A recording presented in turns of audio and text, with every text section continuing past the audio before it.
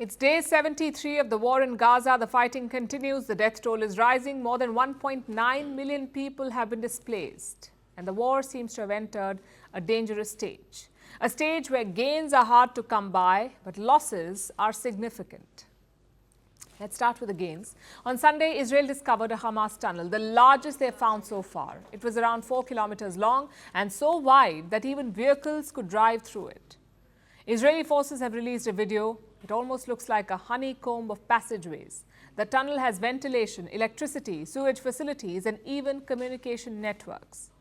Israel calls it a brainchild of Hamas chief Yahya Sinwar.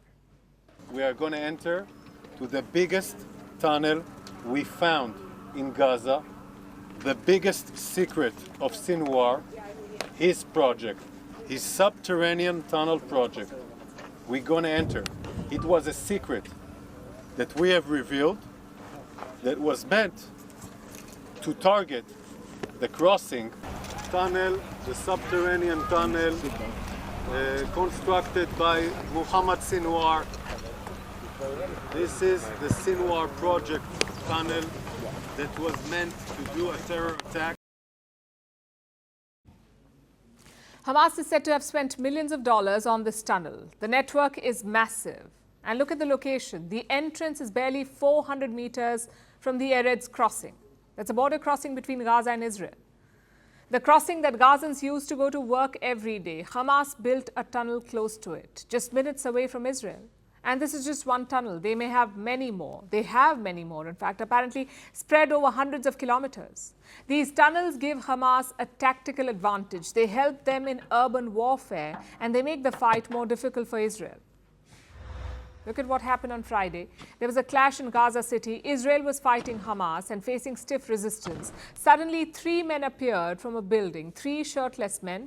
One of them carried a white cloth. Israeli soldiers thought they were Hamas terrorists, so they opened fire at them. 2 of them died on the spot. The third died later. Turns out all 3 were Israeli hostages. 3 people came out. They took into account that they were taking a risk by approaching the IDF troops. To minimize the risk, they really thought. They took off their shirts so that no one would think they have an explosive device and held a white cloth on a pole to identify themselves. They came speaking Hebrew, calling for help. These killings have led to an uproar across Israel. Thousands of people are on the streets calling for a ceasefire, and so is the United Nations. It has warned of a humanitarian catastrophe in Gaza. Almost all the people have been displaced there. They have no access to food or electricity, and aid trucks are being looted. Let me show you a video. You can see aid trucks pulling in, and as soon as they do, hundreds of Palestinians take them over.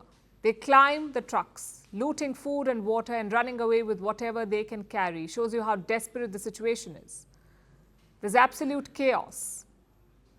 Palestinians are starving, which brings us to the question, where does this end? What is Israel's endgame? It's the question that Lloyd Austin will be asking today. He is the US Defense Secretary, their defense minister, and he is in Israel as we speak.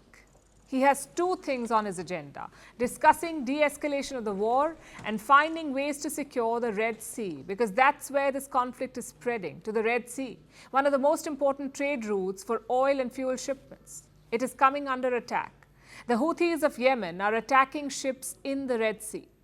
The Yemeni armed forces will not hesitate to target any ship that violates what was stated in the previous statements. The Yemeni armed forces confirm that they continue to prevent all ships of all nationalities heading to Israeli ports from navigating in the Arab and Red Seas until they bring in the food and medicine that our steadfast brothers in the Gaza Strip need. God is the witness for my words. Shipping companies are alarmed. Many have stopped using this route. The top 5 shipping firms in the world are steering clear of the Red Sea. British energy giant BP has joined this list. It has suspended the transits through the Red Sea because it's too risky and too expensive. Insurance is at a record high now, so they're exploring alternatives. 55 ships have already been redirected. They will go around the Cape of Good Hope. It's a much longer journey, almost 2 weeks longer. It will also cost more, but it's less risky. And who will bear the extra cost for this longer journey? You and I, the consumers. So brace for prices to go up. Meanwhile, efforts are on to secure the Red Sea. On Saturday, the US shot down 14 Houthi drones here. Now it wants to launch a maritime protection force. They're pushing other players to join. The Arab states seem to be on board.